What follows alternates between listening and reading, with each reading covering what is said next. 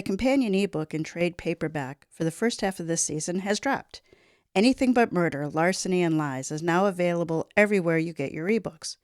And if you still love the feel of paper in your hand, I know I do, the trade paperback with some very cool formatting is available from Amazon.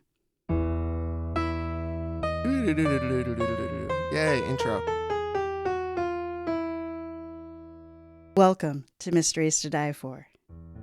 I am TG Wolff, and I'm here with Jack, my piano player and producer.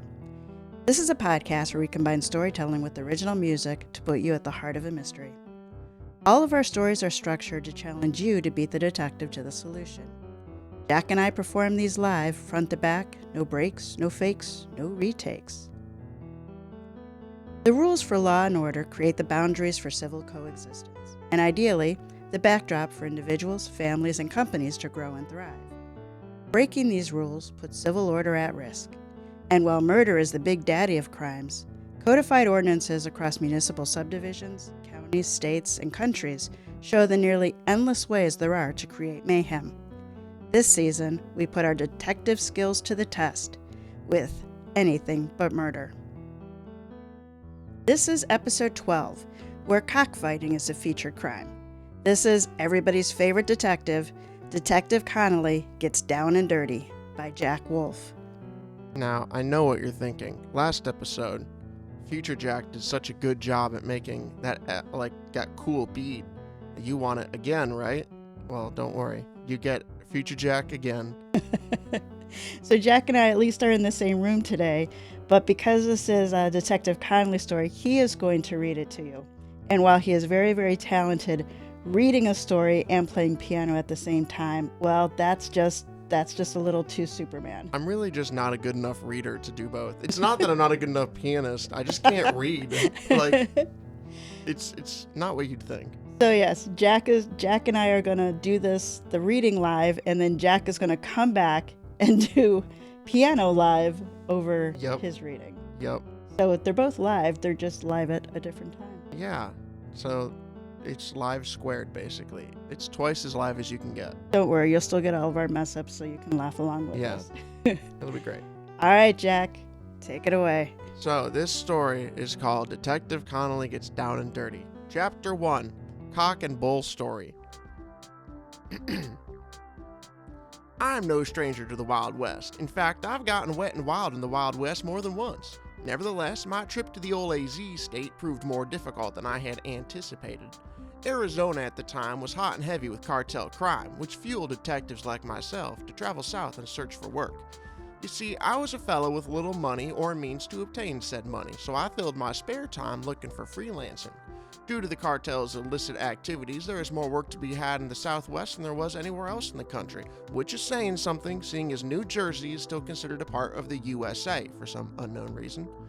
The man I was looking for, Chile Picante, was being investigated by the FBI, the IRS, and a whole bunch of other initials for tax fraud, and I had been offered a job to look into where his extra funds were coming from. His ties with the cartel linked into drug dealing, but there was no definitive proof. That's where I, Detective England Connolly, master of debatable, refutable, and questionable facts, came in. Picante owned himself a leather accessories and supply store called Yeehaw and Yonder, which is where I planned on beginning my investigation, but I instead decided it would be culturally insensitive to Hispanic heritage to walk around in my leather pants and white dickie.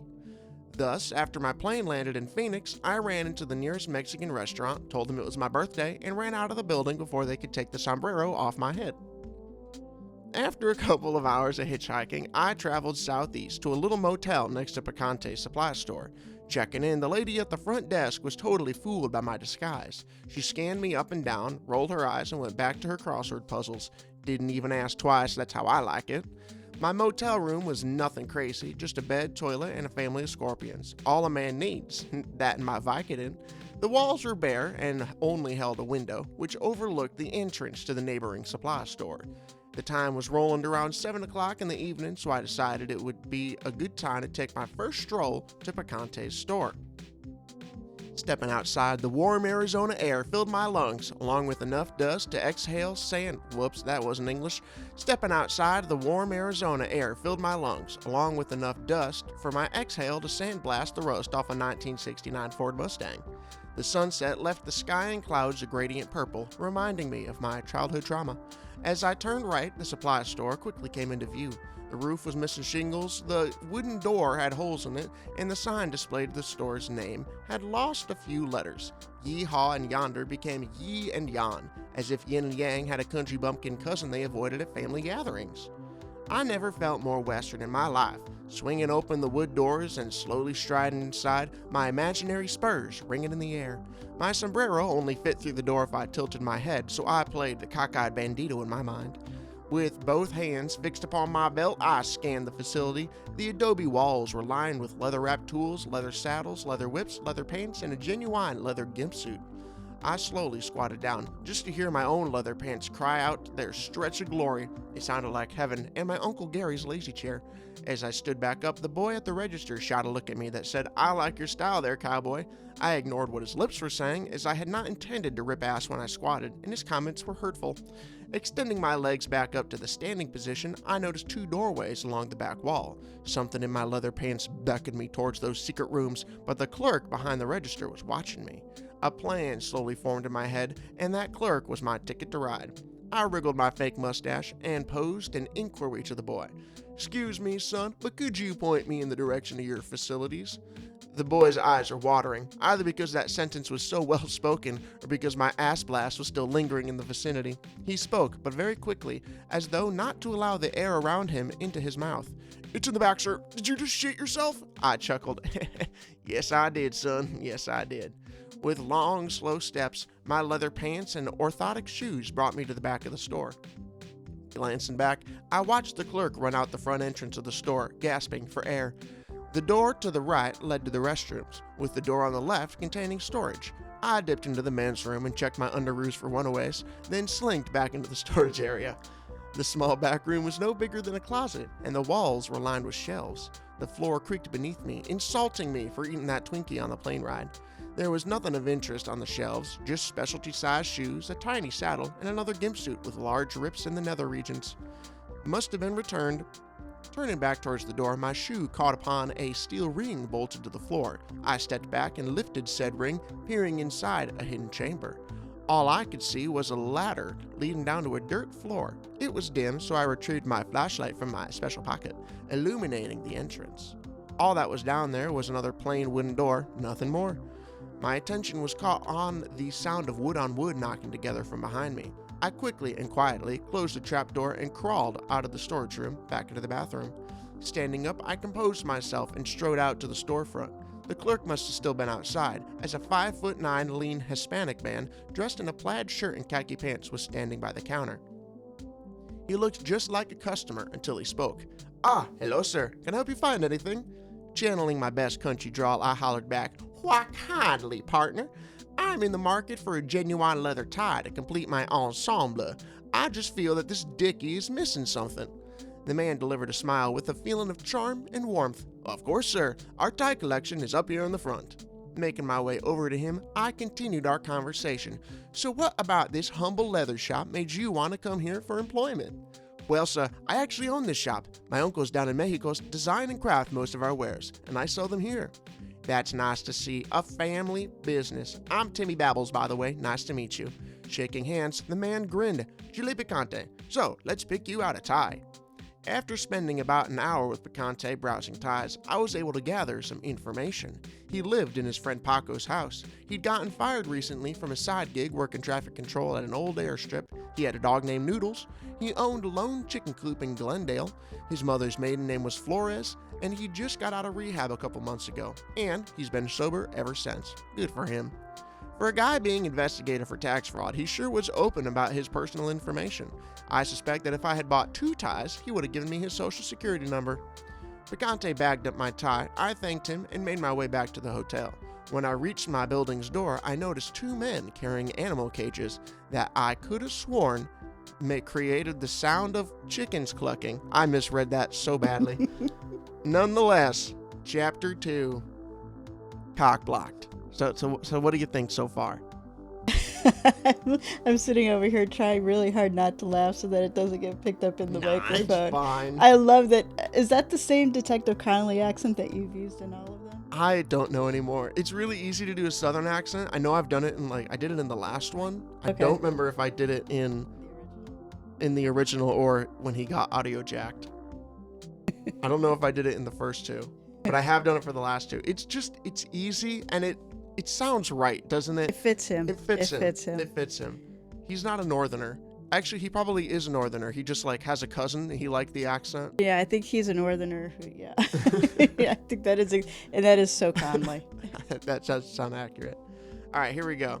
Chapter 2, Cock-Blocked. Entering the motel doors, I sprinted down the hallway to my room. Bursting through the door, I took to the window and observed both men walking into Yeehaw and Yonder. I had spent 2 hours in that store and had no idea what 2 chickens could need in a leather shop. Sitting down on the edge of the bed, I kept my room's lights off and watched the entrance of the shop. Over the next 3 hours, individuals made their way into the facilities, but no one left. Some of these people were carrying cages, others came empty-handed. The noises arising from the shop sounded like the muffled cheers of a football stadium. It was so loud I could hear it through my window, and I decided to take this opportunity to investigate. As the clock read 1 a.m., I left my room. The front door to the shop was not locked, which seemed odd. Opening the door, I found the main shop area dark, and there wasn't a person to be found. Cheers were still erupting, but they were coming from beneath the floorboards. Walking as quietly as possible, I made my way back to the supply room. I crouched down, lifted the hatch door, and was met with an extra 10 decibels of cheers. Now the chamber was still dark, but light peeked from underneath the wooden door. I climbed down the ladder, creeped slowly to the door. I tried the handle and found that this door too was unlocked. Strange, I thought. I cracked the door and peered inside. Dozens of people were circling around a dirt ring, with loads of deafening cheering and jeering. The walls and floors were bare, but it seemed this room housed nothing but people. 2 women who were wearing so little their mothers would have had heart attacks catwalked in circles around the crowd, carrying trays of beer bottles and bowls of cash. The crowd went quiet for a second, then cheered louder than ever. Some people dispersed from the ring and crowded the women, grabbing beer and cash, while others cursed. This revealed 2 chickens located in the center of the room, one injured, the other dead. Picante, who was handed a large sum of cash, laughed with his friends. He looked towards the door. I was behind, and my heart stopped. His smile disappeared, and he stormed over. I backed up, but I knew I wouldn't be able to escape a crowd this size. The door swung open, and I put on a smile. "Chile, remember me? Timmy Babbles from earlier? I got an invite from Jose to come on down here." Picante smiled return, and he laughed. "Babbles, come in. Which Jose invited you?" Gonzalez? Oh yeah, which Jose Gonzalez? I think we have 3 here. I was sweating. "Oh, the shortish one?" Picante walked me over to the side of the ring, where his chicken was still alive and clucking like crazy. Picante pointed at it. "This little gallo is named Conquistador, and he is my prize fighter. He has won 50 matches by death and is the most feared bird this side of the border."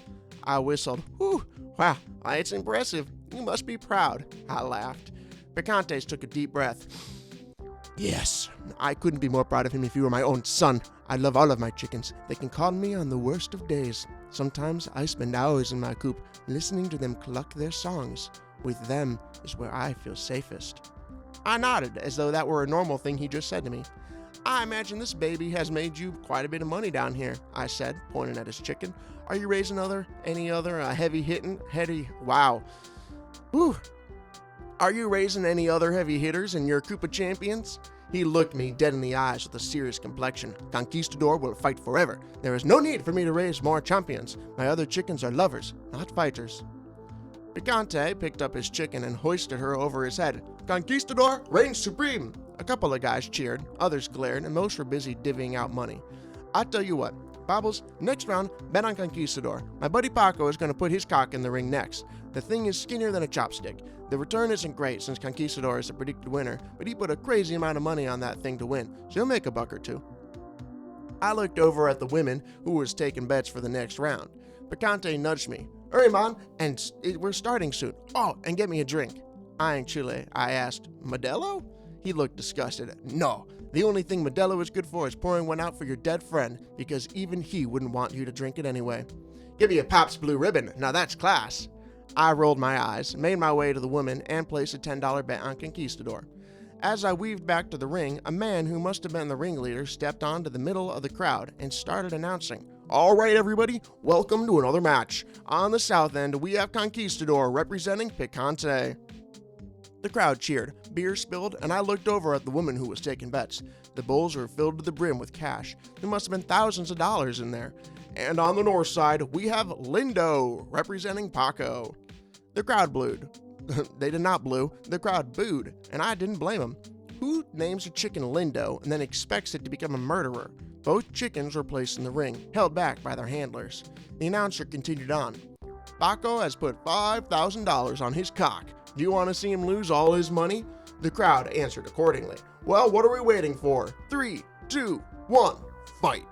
The chickens were released, and the fight was on. Conquistador ruffled his wings and lunged at Lindo, who couldn't do much to avoid the confrontation. Within 10 seconds, Lindo lost an eye and was bleeding everywhere. The crowd loved it, which was the perfect distraction. While everyone was watching the fight, I took out a small camera and photographed the crowd, the women with the money, Picante, and the fight. I had enough evidence against the crowd to incriminate them all. The crowd's laughter cued Lindo's death, as no one seemed surprised to see Paco lose his money. He stormed across the dirt ring and put a finger out to Picante's face. "Keep yourself scarce tonight, asshole." Paco spun on his heels and marched out of the basement. I cashed out on my bet and scanned the room. It seemed I had everything I needed to prove where Picante was getting his money, but I hadn't seen any proof of him selling drugs. 2 cocks were entering the ring, and people were gathering back around. I took this opportunity to chat up one of the girls. "Why, hello there, gorgeous. I'm Babbles. And you are?" The barely clad woman giggled. "Sparkwinkle." I couldn't tell if she had a stroke or said her name, but I was nothing if not a gentleman. "Well, that is a unique name, darling. I was just wondering if there was anyone around here who could help me get a hold of some drywall dust." Sparkwinkle blinked a blank blink, staring at me questioningly.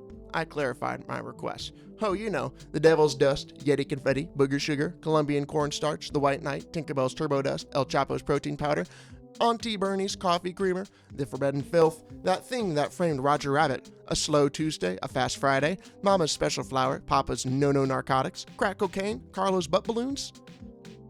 Sparkwinkle's eyes lit up. "Oh, you mean the Big Rush Marching Dust? Yeah, a couple of guys here can hook you up. Try talking to Tito." I huffed. "Well, what about Picante? I like his vibe. Do you think he could help me out?" She wriggled her nose. "I don't think so. I've never heard of him selling." Interesting, I thought. Perhaps the information the FBI and all the other initials had were simply wrong, but Picante's ties with the cartel must be leading to some kind of business other than this ring.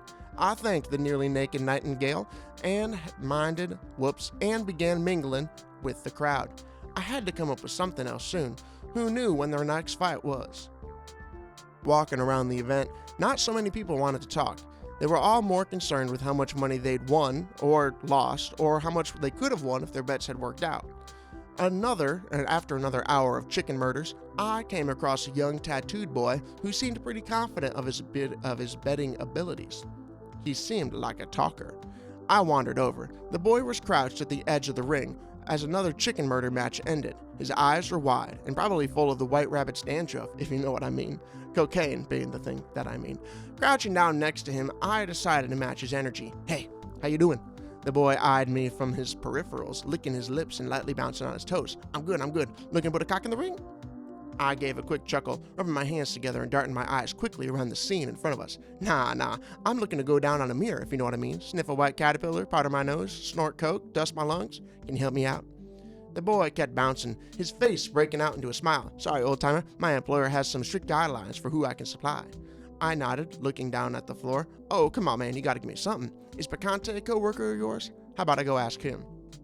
The boy scrunched his nose and glanced at Picante. "No, I don't think he's running with my boss anymore. Word has it, my boss suspected him of stealing a couple of keys that were flown into the airstrip Picante worked at. My boss couldn't prove it, and Picante was well liked, so they just fired him instead of turning in their hands. That was about the time he started running this ring. I thought he was going to distribute it down here, although I don't think he has so far." I nodded faster now. "Well, from the looks of it, it looks like he might have made enough down here with his chickens. He probably doesn't need to be dealing. Well, thanks anyway, bud." Standing up, I decided I had to call the feds in so I could collect my nice fat paycheck. The ring was proof enough, and animal abuse would get Picante plenty of time in prison. As I began making my way to the exit, Picante stopped me and darted my way. Jumping over people, he yelled, "Bubbles, where are you going, man? The night's just begun." I had one foot out the door as the chicken trainer caught me. The man ran up to me, arms out. "Well, how about you come back tomorrow night? Conquistador is on a mean streak." My eyebrows raised a pleasant surprise. "Oh, of course, I'll be back around midnight. Does that sound good?" The man smiled and bounced like an 8-year-old who just got invited to a birthday party. "Yeah, sounds good, man. See you tomorrow." Nodding, I turned out the door and climbed up the ladder. The storefront was dark as I walked through the leather emporium. The road outside was lit by a lone street lamp by the motel. It took 2 steps before I heard a voice around the corner of the building. Creeping over, I peeked around the side to see a distressed Paco talking on the phone. He was looking down at the ground, pacing his circles. He was clearly trying not to talk loudly, but his anger was getting the better of him. "I told you he wouldn't go for it. No, the chicken's still down there, probably killing some other skinny shit. His cock was fine. He clearly didn't give it the pill. Now, we are out of a couple keys and $5,000. Tomorrow at midnight, bring a dozen of your guys. All right, see you then." As the phone clicked, I quickly and quietly ran back inside the store, looking out of a bullet hole in the door. I watched Paco walk off to the horizon. Suddenly, it made sense why he'd made such a large bet on a skinny chicken. Picante was supposed to throw the fight, but clearly didn't. Once Paco was out of sight, I made my way back to my room and made a call. At noon, I rendezvoused with a couple of feds. That's rendezvous, just in case you're not a native English speaker. I rendezvoused with a couple of feds who were getting ready to bust the fight. They had tear gas, riot shields, and enough ammunition to shoot the whole place down to dust. Now we just waited. Hours slowly passed, and as night rolled back around, I watched people slowly file back into Yeehaw and Yonder from my motel window. Time kept passing, and finally, midnight arrived. A group of about a dozen guys in hoodies gathered at the entrance to the shop. Paco arrived, and they all brandished their weapons. They were just about to open the door when they were swarmed by feds. The men quickly lost their nerve and decided against shooting their way out. Unfortunately, Paco wasn't as smart as the others. The second he saw cops, he raised his weapon and froze. Now he stood in a standoff with dozens of guns on him. His little 6-shooter was pointed towards a grizzled fed who looked like he would just swallow the bullet if Paco dared shoot. Thankfully, Paco came to his senses and dropped his gun. The men were quickly handcuffed and loaded into a transport truck. I came out of the motel room and waited outside of the supply shop as the feds flooded the store. The cheers echoed from the facility's main basement and quickly turned to yelling and screams as muffled gunshots rang from the building. After some commotion, hog-tied patrons of the cockfighting ring were brought outside to a separate transport truck. An agent I had spoken to earlier came out of the store, but he didn't look happy. With a quick pace, he stated Picante wasn't down there. He must have been tipped off, either about you or us or Paco's gang. He's probably on the run or hiding. We only have a couple of hours. Do you have any idea where he could be? All right, so now we're at the deliberation. We're here. We did it. So, Detective Connolly is up to his eyebrows in another bird-brain investigation. As always, he needs our help if he's going to catch Picante and earn his supper. So here are the places rattling through Connolly's brain where Picante could be hiding. His house, because a home is a castle. The airstrip, because it's big. The chicken coop, because Conquistador needs his papa. All right, so here are the clues that Connolly thinks he has. Chili Picante is being investigated by federal agencies for tax evasion. With little work, Detective Connolly is digging into it. Picante owns a leather accessory and supply store called Yeehaw and Yonder, where he sells handcrafted goods created by his family. Picante is running a cockfighting game in the store's basement. His rooster, Conquistador, is undefeated. Picante loves his chickens. His favorite place to be is listening to them cluck. Picante used to work at the airfield. He was fired when a kilo of cocaine went missing from a shipment.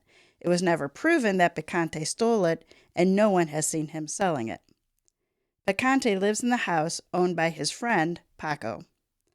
Paco is mad Picante did not throw the match and was about to display his anger when the feds intervened. Picante was not at the Yeehaw and Yonder when it was raided.